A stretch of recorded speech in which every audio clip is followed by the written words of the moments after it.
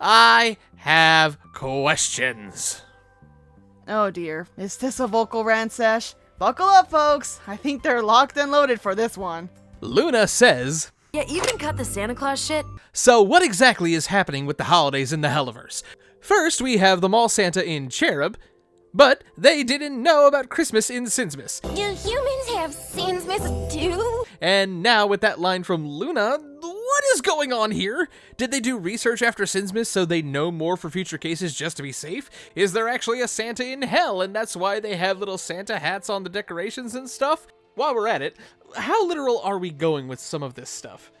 Since we know St. Peter is legit thanks to Hazbin, is it possible there is the actual St. Nicholas and he may be in heaven right now? If so, does that make Santa real? It would answer the normal questions we see in Christmas movies.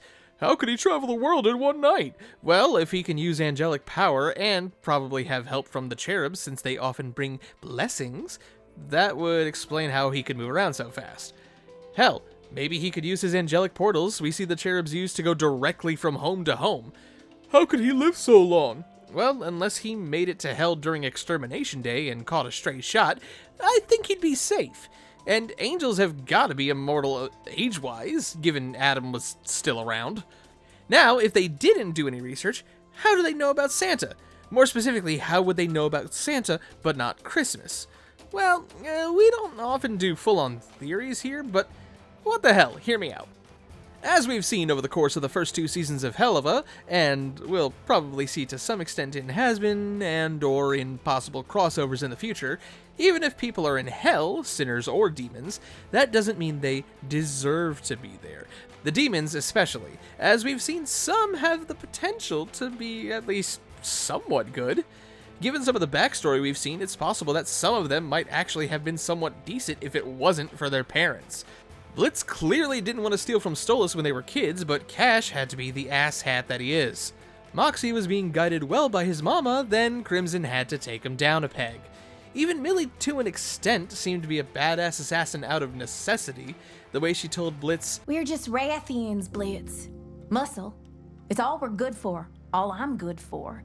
almost like she had to get out of the farm to help her family any way she can. And when she found out she was good at killing, she stuck to it.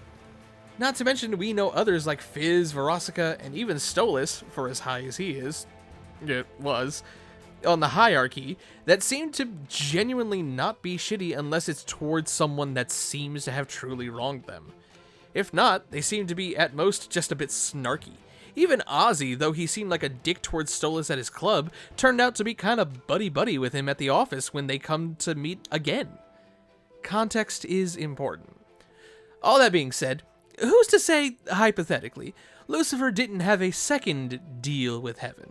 This one, less traumatic and actually more endearing. What if St. Nicholas, after dying and going to heaven, expressed that he was going to miss bringing joy to the good of earth, and as a saint, he'd have some insight into the workings in between realms?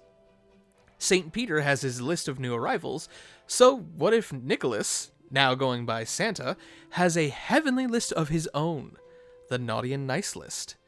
Now, what if, again, being able to know a bit more than the average angel would, Santa got to occasionally see into hell, and he notices that while the sinners may deserve to be there, excuse me, the Hellborns never had a choice. This is where the New Deal comes in. He has a talk with Sarah, or whatever other seraphim is in the power at the time, and he demands a meeting with Lucifer.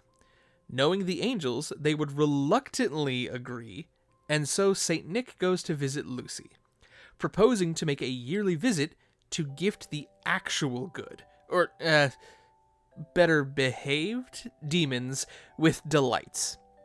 Of course, Lucifer wouldn't want to bring Christ into hell, so then he comes up with the idea of Sinsmas, one day a year that, when you think about it, is kind of like hell's version of the Purge.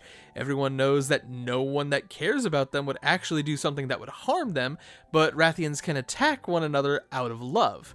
It would make just as much sense for residents of greed to steal. That could also possibly work for envy. Similarly, lust can have giant orgies, possibly in the open. That would explain why we didn't see Fizz and Ozzy. We already know gluttony would indulge in gluttonous behavior. Lucy could bring this to the other sins' attention, and they could agree, with some hesitation from a few, I'm sure, that a day of ultimate sinning could be a grand celebration. Saint Nicholas, the real one, died in 343 AD. That would give more than enough time to have legends of the demon gift-bringer who arrives on Sinsmas become a normal phenomenon. They wouldn't even have to know that he's an angel. I wouldn't be surprised if some of the upper crusts went against it all because of their uppity ways. Stolas didn't know about Sinsmas and even made that fun is free crack. Imagine if Stolas was given gifts from Santa for Sinsmas, but Paimon thought along the lines of, "That is a commoner's holiday. We do not need to stoop so low as to dwell with the depravities of sin. And what are these filthy toys doing here? Fucking vagrants littering my home. We must improve our security before next year. Get rid of these before any of the children wake. I don't want them pestering me with this garbage."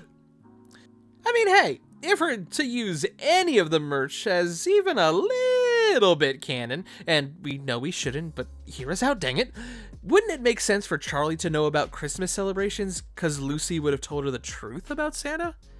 I know she would do it to comfort her guests too, but there is something adorable about the vision of little Charlie opening gifts on Sinsmas morning and Lucy looking out the window to see Santa give a little wink before he heads back up to heaven. It would certainly help give a little clarity to the situation, that's for sure.